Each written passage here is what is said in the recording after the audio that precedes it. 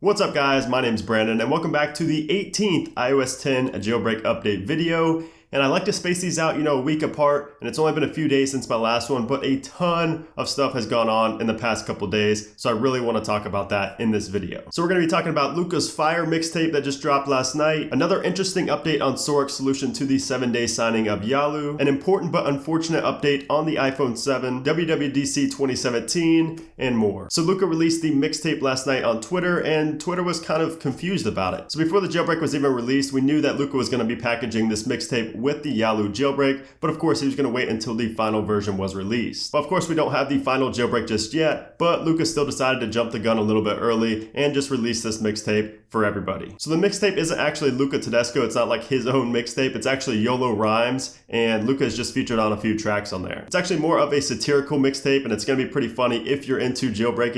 People that are outside of the jailbreak world will just think it's absolutely awful and won't understand, what they're talking about, jailbreak and cracking apps and things like that. So it's pretty funny though if you are a jailbreaker and you understand what they're rapping about. So I will have a link, of course, to that mixtape player down in the description below if you want to check it out. Like I said, it's pretty entertaining. Now let's get more serious and talk about Saurik's solution to the 7-day signing of Yalu. So we've talked about this in the previous two updates, but now we have more information than ever about exactly what Saurik is working on. So thanks to myself asking on Reddit, because I was genuinely curious and I felt like everybody could get some information out of this, Saurik actually replied and weighed in on this website that's floating around right now that will basically allow you to jailbreak a device, re-jailbreak a device I should say, without a computer. And as you can see, Saurik says that he does not like the process of entering your Apple ID or password into any website at all for something like this, and he also thinks that it adds more to the outsiders who basically think that jailbreaking is dangerous and can get your account compromised. He then goes on to say that he flat out refused to implement something like this into his solution, which is this tool that we're talking about right now, which means that you will not have to enter your Apple ID or password to re-sign Yalu when the tool actually gets released. And if you remember, you're likely only going to have to do this process one time, not just once every 7 days or every year, just once, ever. Now, of course, that's not confirmed. That's just what Saurik implied, a couple weeks back. And we talked about this before, but Saurik is actually working on this tool with another individual. Now, he won't name who this individual is, but there's a lot of theories going on out there about who it is, and I'm not going to kind of say, who I think it is. But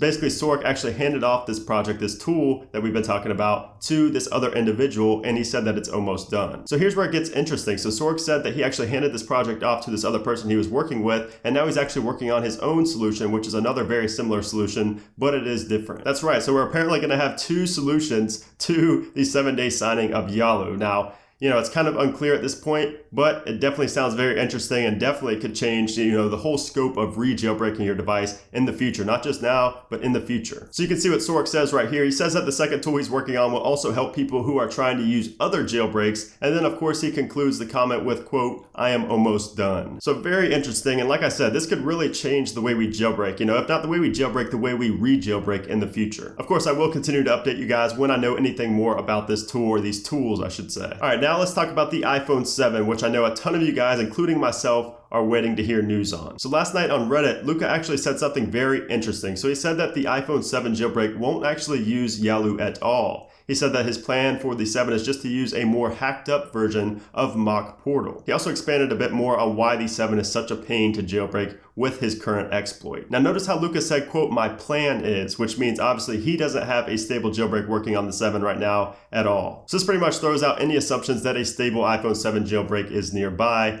unfortunately. Now what Luca could do is actually just release a final version of Yalu 10.2, which includes support for everything but the iPhone 7, and package that with the mixtape player, and then release that as the final version, and then continue to work on Mock Portal, and then release a Mock Portal final version later down the road. We don't know for sure, but Luca did actually sum up this whole situation by saying, quote, "No easy way out. Unsure of what to do myself." So yeah, not really the news that iPhone 7 users want to hear, but unfortunately that's the way it is. And I know a lot of people are going to start commenting, "Oh, the iPhone 7 jailbreak's never happening. Luca's just going to give up. He's going to leave us, hanging." I don't think that's going to happen. I don't think Luca's going to quit. I said that previously, and of course he didn't quit when people thought he would before, and I just don't see it here. I just can't see it. There's so much demand for the iPhone 7, and he basically promised it already, so I just can't see Luca giving up right now. I also wanted to mention that a new Cydia update went live last night. Actually, two updates went live, so 1.1.29 and then 1.1.30 actually followed very shortly afterwards because 1.1.29 broke purchases inside of Cydia. So this update just fixes some Cydia bugs and also improves the performance of Cydia Cydia, which is actually noticeable, especially when you refresh sources. And of course, you can do this update just by going into your Cydia application, clicking refresh, and then updating the Cydia installer. And lastly, just going away from jailbreak talk for a minute, Apple actually announced WWDC 2017 today, and it's going to be taking place on June 5th through the 9th. And it's actually going to be in San Jose this year. So WWDC actually stands for Worldwide Developers Conference, and it's basically just where Apple shows off the new software version. So it's going to be like macOS, iOS, tvOS, and softwares like that. So yes, we should get our first look at iOS 11, and of course the next version of macOS as well. So anyways, guys, that's it for this video. I hope you learned something from this. I hope you got some information out of this, and basically just an update on what's going on with the Yalu jailbreak. If you did, I'd really appreciate it if you gave this video a thumbs up. Also, make sure to subscribe for a lot more updates on the jailbreak, WWDC, and a lot more. So thanks again for watching, guys, and I'll see you soon.